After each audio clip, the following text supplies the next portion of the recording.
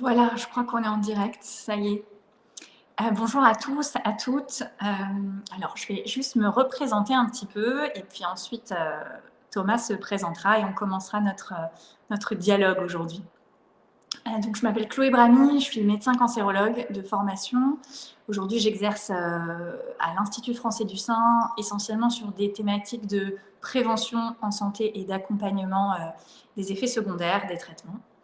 Et puis ici, je vous parle en tant que créatrice ou fondatrice de MuMédecine, qui est la première école interdisciplinaire de formation pour les professionnels de santé en santé intégrative, c'est-à-dire dans l'intention de vraiment venir accompagner une mue écologique et durable des métiers de la santé, et notamment à venir s'interroger sur des thèmes comme les liens à la santé et la santé mentale, mais aussi les liens avec la pratique des médecines complémentaires ou encore les liens à la nature. Et aujourd'hui, on va particulièrement aborder ce lien à la nature, ce lien entre la santé mentale et la nature avec Thomas Busini qui est là aujourd'hui avec moi. Voilà.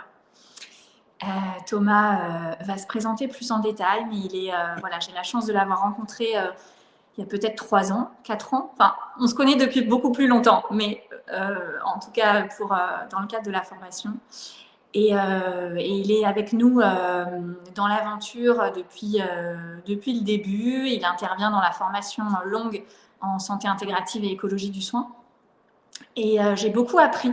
Voilà, j'ai beaucoup appris de ces questionnements autour de l'écothérapie, principalement, et de la manière aussi avec laquelle il vient, de manière très pédagogique, nous parler en fait de comment sortir du cabinet ou comment est-ce qu'un cabinet peut être aussi pensé à l'extérieur des murs, entre guillemets.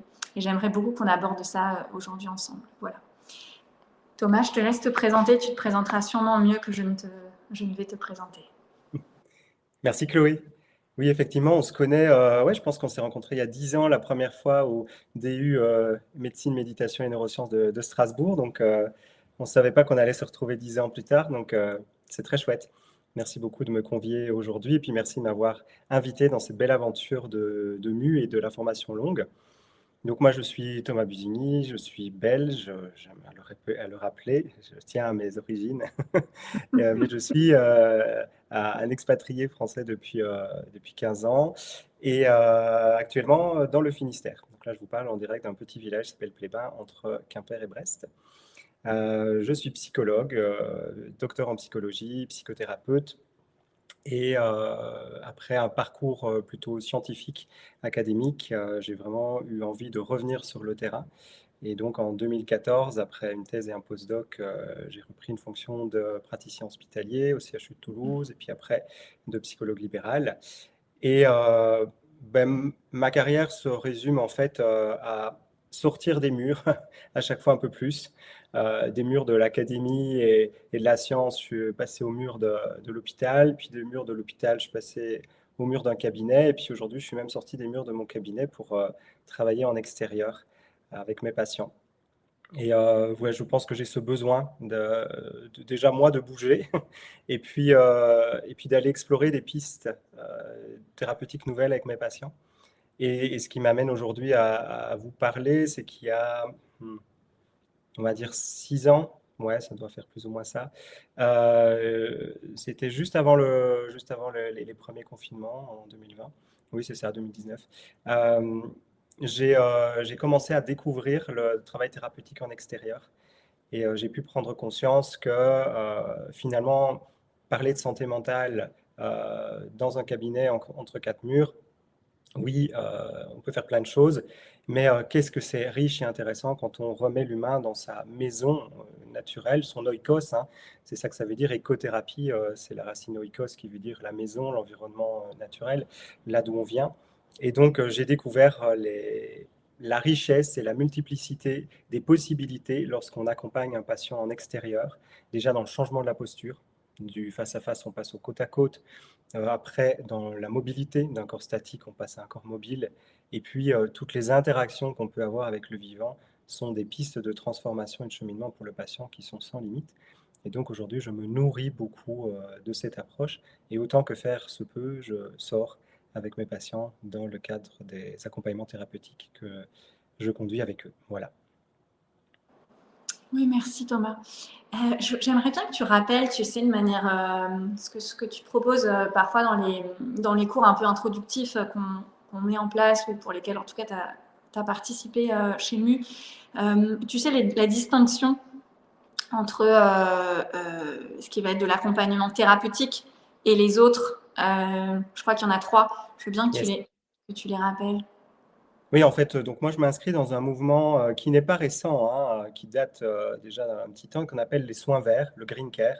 Ça a été très bien développé en Angleterre, au Canada, dans les pays scandinaves, en Belgique, ils ont un peu d'avance aussi là-dessus. Et donc dans le champ du green care, on trouve différents types d'approches. Et des Britanniques ont bien analysé ça, et moi ça me parle beaucoup la manière dont ils en parlent.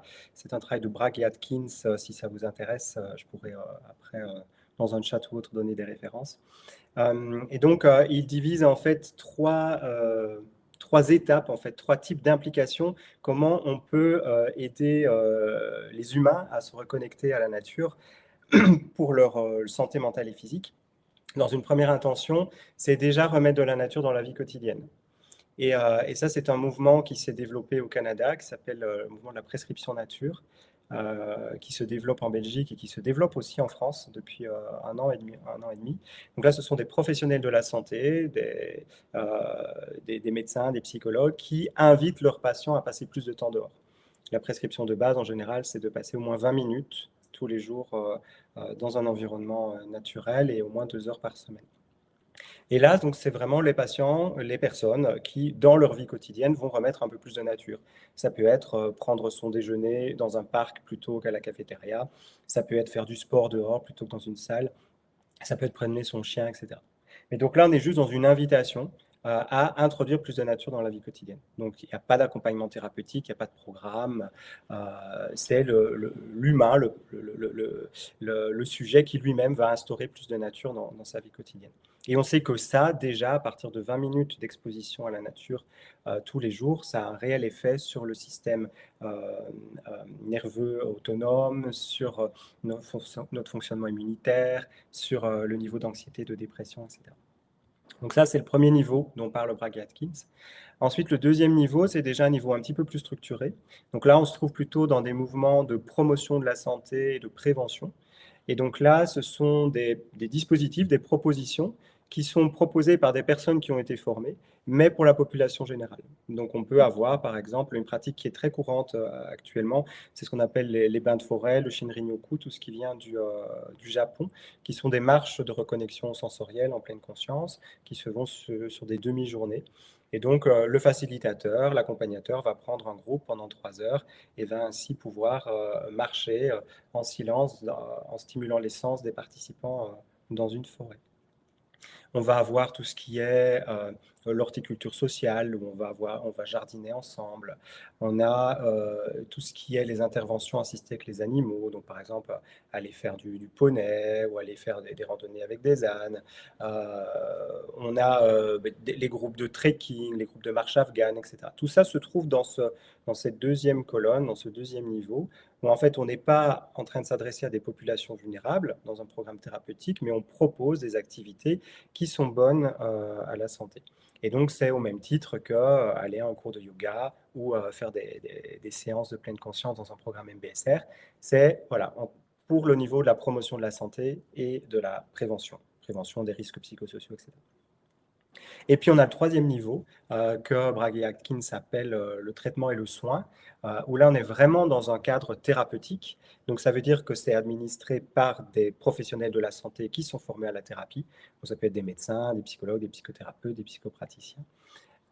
Et ici, on s'adresse à une personne qui a un besoin spécifique et qui présente une vulnérabilité. Donc une personne qui souffre d'un syndrome anxieux et dépressif, une personne qui traverse un burn-out, une personne qui a une maladie chronique, une pathologie invalidante. Eh bien, dans le cadre de son suivi, de son accompagnement thérapeutique, eh bien, on va proposer des dispositifs en contact avec le milieu extérieur.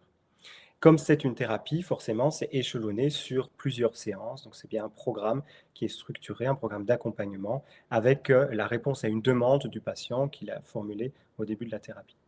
Et là, dans ce troisième niveau, on trouve une dizaine de domaines. On trouve tout ce qui est de l'ordre de l'hortithérapie. Donc tout à l'heure, je vous parlais de l'horticulture sociale. Ça, c'est plutôt faire du jardin ensemble, tandis que l'hortithérapie, c'est un thérapeute qui va, à travers le travail du jardin, travailler certaines intentions thérapeutiques avec le patient, comme de travailler la résilience, la persévérance, s'inscrire dans un projet sur plusieurs séances, etc. On trouve d'autres domaines, je vous disais qu'il y en a une dizaine. On a ce qu'on appelle l'agriculture de soins, le care farming, qui est très développé en Angleterre et aux Pays-Bas. Les thérapies assistées par l'animal, donc là c'est vraiment dans le cadre de personnes qui souffrent par exemple de handicap ou des enfants qui souffrent d'autisme. On trouve la sylvothérapie, qui est le pendant thérapeutique du bain de forêt du Shunrin-yoku. Ça se pratique pas mal au Japon. Les patients qui vont, qui vont suivre des cures dans des hôpitaux vont avoir plusieurs fois par jour des séances qui sont faites en nature. Et puis il y a le travail avec l'eau, il y a le travail avec la montagne, et ça va jusqu'à ce qu'on appelle les thérapies de nature et d'aventure qui se font beaucoup dans le nord du Canada et aux États-Unis, où là c'est sous forme de séjour, c'est notamment à destination des jeunes qui ont des troubles du comportement ou de la délinquance, et on va les amener pendant 2 semaines en pleine nature à traverser des défis, des jeux de coopération, etc. Donc voilà, on a ainsi un peu les 3 niveaux dont tu parlais, Chloé. Oui, je te remercie. En fait, je voulais vraiment qu'on en parle parce que pour moi, ces 3 niveaux, enfin, ça m'a vraiment fait ça la première fois que je t'ai entendu proposer là ce classement. Pour moi, si on dézoome un peu, pas que dans le lien à la nature, ça vient vraiment nous parler de toutes les pratiques en fait qu'on peut amener dans son quotidien, qui parfois vont être de l'ordre du mode de vie, parfois de l'ordre de la prévention et parfois de l'ordre thérapeutique. Et que du coup, on peut parler d'un même outil, en fait, mais que ça va vraiment dépendre de là où on se situe dans l'intention, en fait. Et que c'est pas du tout la même chose. Et ça permet aussi d'avoir un cadre, en fait, de fonctionnement qui est sécurisant, rassurant, mais qui aussi peut éviter de faire n'importe quoi et n'importe comment.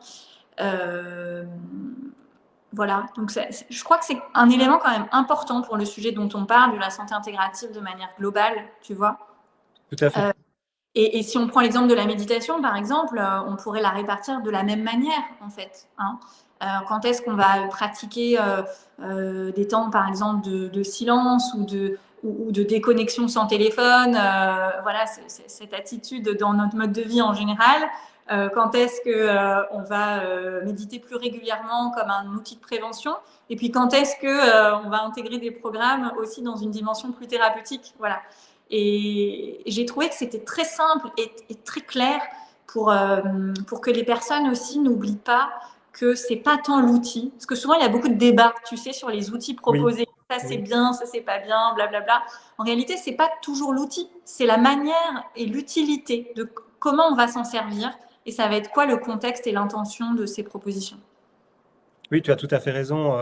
Par exemple, pour la méditation, ben voilà, quand je médite tout seul sur mon coussin chez moi, ben, je suis clairement dans le niveau 1.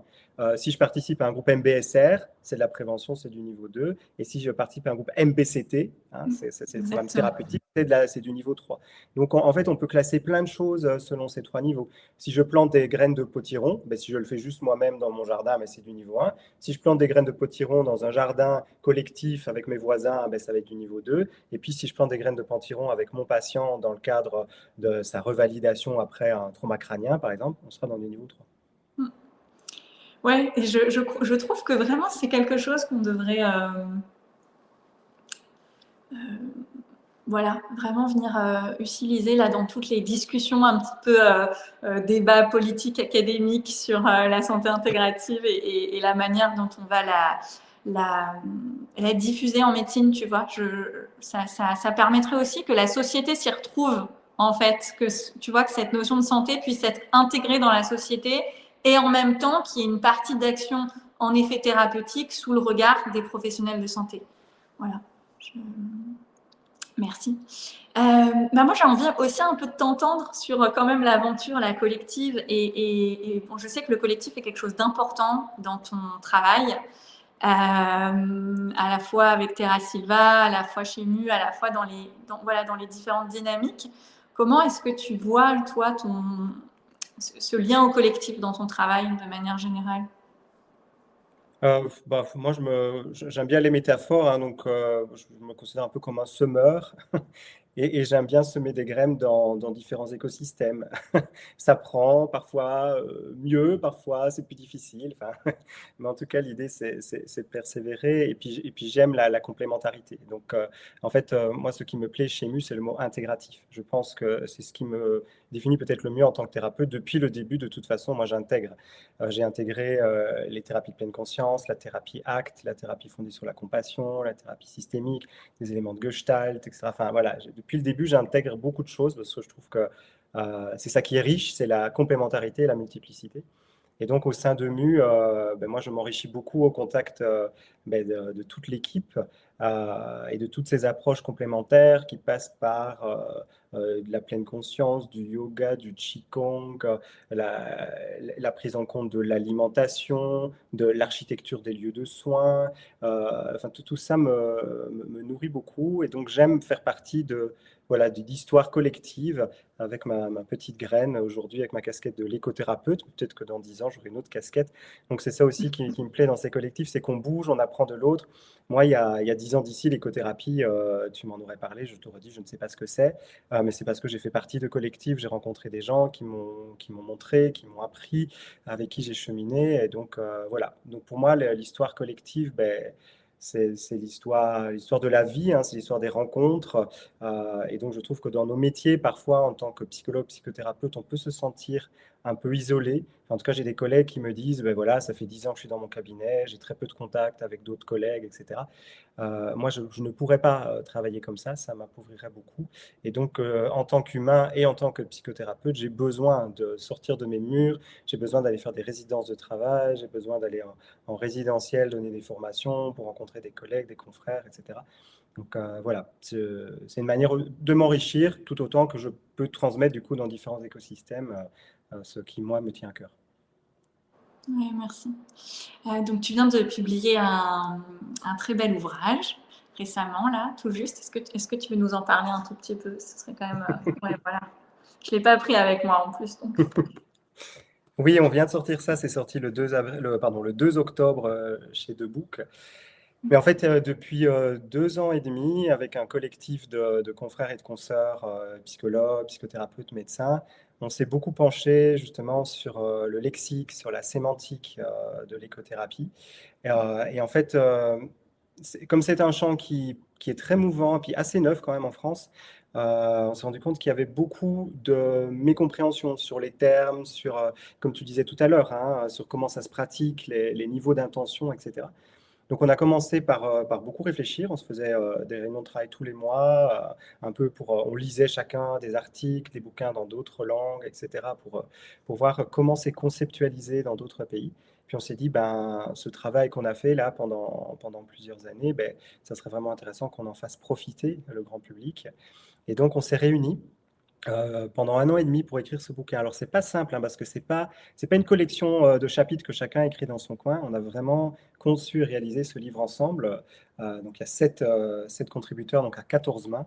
Et donc, on se voyait pendant des résidences de travail où on conceptualisait les choses, on structurait les chapitres.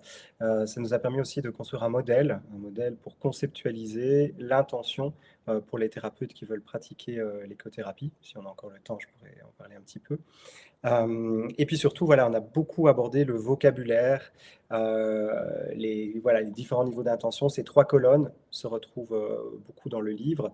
On a aussi pris la peine d'écrire sur les liens entre l'écothérapie et l'écopsychologie, parce que ça aussi, Oui. souvent, il y a beaucoup de confusion. Et en fait, on parlait de 3 colonnes, mais à vrai dire, il y en a 4. Les 3 premières colonnes dont je vous ai parlé, on parle vraiment du sujet qui est l'humain. C'est l'humain qui fait une démarche pour sa santé. Et donc, nous, on a en face de nous quelqu'un qui vient pour son bien-être, sa santé mentale, sa santé physique, etc.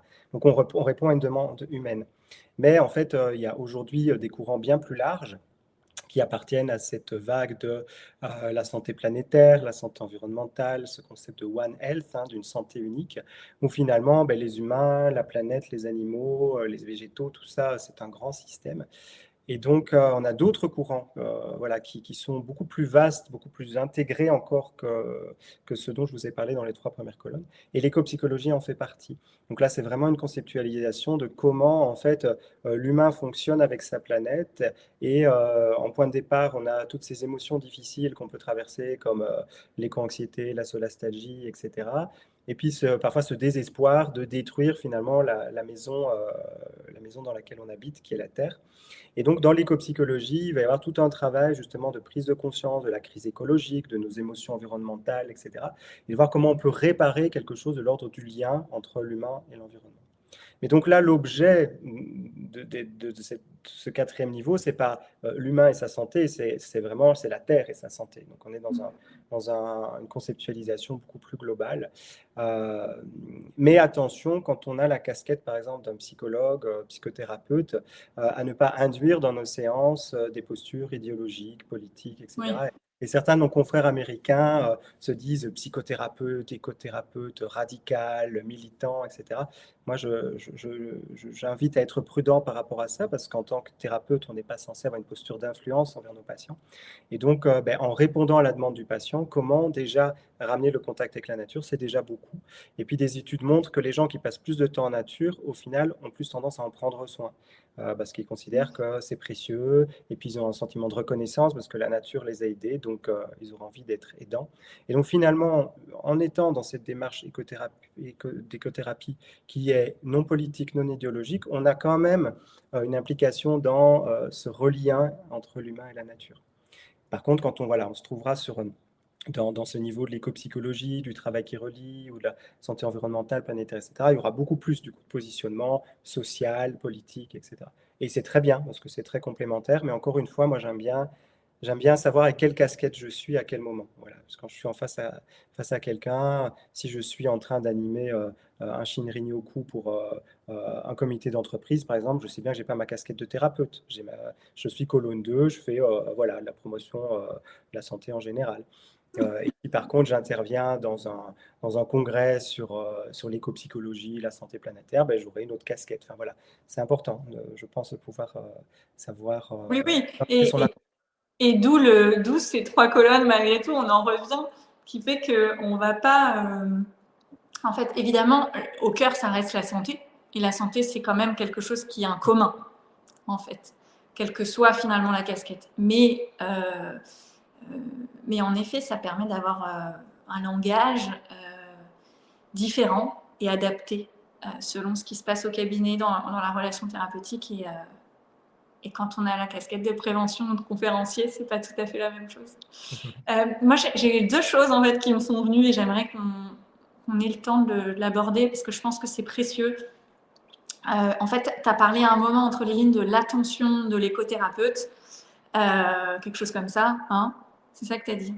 Ouais. Et je crois que j'ai compris entre les lignes, mais je voudrais que tu reviennes sur ça parce que c'est finalement vraiment ce qui se passe dans la formation longue et dans la manière dont MU contribue à la diffusion d'une médecine intégrative qui intègre la posture du soignant, en fait. Je ne sais pas si c'est exactement la même chose, mais en tout cas, on ne peut pas... je vais prendre l'exemple de la méditation parce que c'est quelque chose d'assez facile à comprendre. Mais si le soignant, le professionnel de santé n'a pas intégré voilà, la réciprocité, sa vulnérabilité, la vulnérabilité du patient, en fait des dimensions qui font partie de l'éthique du care, il ne pourra pas on va dire, utiliser cet outil dans un espace thérapeutique de manière adaptée. Ça veut dire que ce n'est pas juste utiliser les outils de thérapie complémentaire, mais c'est aussi intégrer que le professionnel de santé va lui-même avoir une attention qui est importante. Donc, il y a un travail d'éducation à cette attention à faire en même temps qu'il y a un apprentissage sur, ça peut être les liens à la nature, mais ça peut être en effet d'autres pratiques. Et ça, c'est un élément qui est assez fondamental dans notre posture. Et je pense que c'est de ça dont tu parlais, non? C'est quelle est la posture de l'écothérapeute? Oui. En fait, il y a tout un chapitre dans le livre qui parle de la demande au dispositif. Donc, c'est vraiment comment on part de la demande d'un patient et qu'on se connecte du coup à ce avec quoi il vient, à sa souffrance, à son parcours. Parfois, il y a une demande explicite. Bien souvent, il y a des demandes implicites. Donc, c'est aussi pouvoir faire émerger cette demande implicite et du coup de réfléchir le dispositif au plus proche de la demande du patient. Et donc, pour réfléchir à ce dispositif, on a besoin de deux choses, c'est d'attention et d'intention. Donc, on a besoin d'être vraiment dans une présence attentive au patient pour bien comprendre pourquoi il est là, ce qui se joue pour lui, justement ce qui est implicite, ce qui n'est pas forcément dit, etc. Et puis ensuite, c'est très important, c'est de pouvoir être nourri d'une intention. Voilà, à travers le processus de l'écothérapie, qu'est-ce que je vais vouloir travailler avec ce patient? Voilà, est-ce que je suis avec un patient qui est dissocié, qui est coupé de son corps? Et donc, mon intention, ça va être de le remettre dans son corps, de remettre du mouvement, de remettre de la sensorialité. Moi, je dis dans ces cas-là, un peu souffler sur les braises. Est-ce qu'on est dans le cas d'un patient qui est beaucoup dans son mental, qui est dans une espèce de logorée cérébrale permanente, où là, on va utiliser la nature plutôt comme un canal pour se poser, pour arriver à diriger son attention? Est-ce qu'on est dans le cadre d'une personne qui a beaucoup d'émotions retenues et refoulées, et donc du coup dans le dispositif on va amener le patient dehors à crier sa colère, à trembler sa peur, à pleurer sa tristesse, et puis de traiter de l'environnement à le faire, etc. Donc voilà, on va chaque fois du coup adapter l'intention du processus thérapeutique en écothérapie, mais comme on le fait dans des autres processus thérapeutiques, en fonction de ce qu'on perçoit comme demande et de ce qu'on pense qui sera le plus adapté pour le patient à ce moment-là. Oui, c'est ça, c'est ce que j'avais perçu. Et ça, vraiment, pour les personnes qui nous entendent, en fait, c'est fondamental. Et c'est fondamental, j'ai envie de dire, dans la perspective d'évolution de la médecine de manière générale, en fait. De vraiment se re-questionner sur l'attention et l'intention, en fait. Chose qui n'est pas toujours permis, en fait, ou qui n'a pas toujours été permis. Et je le pose parce que, par exemple, quand j'enseigne auprès des étudiants en médecine, honnêtement, la question de pourquoi vous avez choisi ce métier, par exemple, c'est pas toujours une question qui est posée. Hein. Ou encore, c'est quoi la vraie demande là du patient dans le moment où il va venir nous rencontrer en consultation? C'est pas toujours très clair en fait. Hein. Parfois, c'est des demandes qui vont être cachées, c'est des demandes qui vont être masquées. Parfois, on n'ose pas vraiment poser la question. Hein. Donc voilà, il y a tout un travail. En gros, je dis ça parce que c'est vrai qu'on l'a beaucoup abordé là dans la formation longue. Le premier module, il est vraiment dédié à la vulnérabilité, à la posture du soin, à l'intention et l'attention. Mais en fait, ça, ce sont des questions qui peuvent avoir sens et faire sens dans plein d'espaces de formation aujourd'hui, académiques ou non académiques, et qui me semblent être vraiment fondamentales pour la construction de la médecine et de la santé à venir. Voilà. Oui, puis c'est aussi pour bien montrer et rappeler que ce sont des dispositifs qui sont pensés. Enfin, je ne sais pas toi dans tes pratiques, mais moi, ça m'arrive qu'on sourie un peu quand j'explique que je fais de l'écothérapie et qu'on me dise, ah oui, tu vas faire des câlins aux arbres. Et donc, voilà, quand on sort des clous, quand je dis que je pratique pas en cabinet, que je vais dehors, ah, tu vas te promener avec tes patients.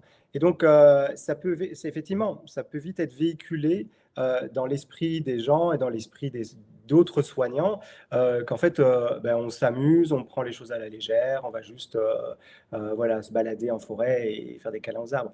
Mais c'est bien plus complexe que ça. Enfin, à chaque fois que je sors avec mon patient dehors, j'ai exactement la même réflexion, la même éthique qu'en cabinet, c'est-à-dire que je réfléchis à mon dispositif, à ma posture, au cadre, aux intentions thérapeutiques que je nourris ce jour-là, etc. Et donc ça, c'est important effectivement de le rappeler pour dire, voilà, ce sont des dispositifs qui sont pensés, qui sont réfléchis, qui sont mûris, qui sont ancrés dans une intention thérapeutique et que ce n'est pas juste de l'occupationnel, quoi. Je vais me promener. Oui, merci. Et puis tu vois, du coup j'ai oublié évidemment avec mon cerveau un peu bizarre, j'ai oublié le deuxième point, ou peut-être je crois que c'était, tu me dis quelque chose en lien avec l'enseignement, mais j'ai oublié. Non, écoute, j'ai oublié. C'est pas grave. C'est pas grave. Juste, peut-être quand même que toi, peut-être que tu as des questions ou des choses que tu aimerais aborder que j'aurais moi pas abordées là. En tout cas, quelque chose que moi j'aime bien dire aussi, c'est que quand on parle d'écothérapie, on ne parle pas d'un courant de pensée, on parle vraiment d'un dispositif, j'ai envie de dire, polymorphe. C'est-à-dire que c'est un cadre et une structure que l'on vient adapter en fonction de la manière dont on travaille aussi. Et donc, c'est très mobile, c'est très caméléon. Et donc, dans notre collectif, on a des gens qui viennent de courants thérapeutiques très différents. On a des gens qui pratiquent la psychanalyse, l'analyse psychorganique, il y en a qui viennent de la systémique, de la gestalt, il y en a qui viennent des thérapies cognitives, comportementales de plus ou moins première, deuxième ou troisième génération. Enfin, et les personnes qu'on reçoit en formation viennent aussi de plein de courants différents. Et en fait, ça fait très bon ménage. C'est-à-dire qu'avec la manière dont tu penses le soin, dont tu penses la thérapie, dont tu penses la relation avec ton patient et ton travail, eh bien, l'écothérapie est vraiment adaptable en fait. Voilà, je peux faire de la thérapie fondée sur la compassion en mode écothérapie, je peux faire de l'acte en mode écothérapie, je peux faire de la pleine conscience en mode écothérapie. Et de nouveau, c'est les dispositifs, les propositions, les exercices que tu vas proposer qui vont s'inspirer de tes courants, de ton ADN de thérapeute, mais que tu vas proposer dans un autre setting qui est le setting extérieur en interaction avec le vivant. Et donc, si tu es un psy très comportemental et corporel, et tu vas pouvoir jouer avec le corps, tu vas pouvoir demander à ton patient de marcher à l'envers, de tourner en rond, de toucher des trucs, de se lever, de se rabaisser, etc. Si tu es un psy qui est plutôt dans l'analyse réflexive, ben, tu vas pouvoir utiliser un paysage comme un miroir. Et quand vous voyez ça, qu'est-ce que ça dit de vous quand vous voyez cette souche, quand vous voyez cet arbre déraciné, etc., est-ce que vous faites un lien par rapport à votre histoire? Et donc là, on est sur des espèces de matériel projectif qui parle de soi. Et donc, en fait, en fonction vraiment de comment on travaille, de comment on conceptualise l'approche thérapeutique, eh bien, il y a toujours moyen de trouver une porte d'entrée en extérieur pour mettre ça en résonance. Donc, je trouve ça formidable et donc c'est très accessible pour beaucoup de personnes qui voudraient ouvrir leur champ de pratique, sortir de leur cabinet, comme tu disais tout à l'heure, et puis réintégrer les personnes qu'on accompagne dans leur milieu naturel. Et c'est vrai que ça, quand on lit des études qui montrent qu'aujourd'hui des enfants passent moins d'une heure par jour en extérieur, ce qui est moins que les détenus des prisons, moi, ça m'interpelle. Quand on entend que les gens qui vivent en ville ont 35% de risque en plus de développer des troubles anxieux et dépressifs, ça m'interpelle. Donc je me dis, voilà, c'est aussi vraiment un acte d'engagement pour la santé en général que de remettre les gens dehors, aussi bien les adultes que les enfants. Oui, en fait, je viens de me souvenir de la question que je voulais te poser, tu vois. Merci d'avoir parlé de ça. Je me souviens qu'on avait une conversation sur l'enseignement de tous les cours en lien avec l'écologie, en fait, qui sont demandés maintenant en faculté, tu sais. Et on avait discuté du fait que c'était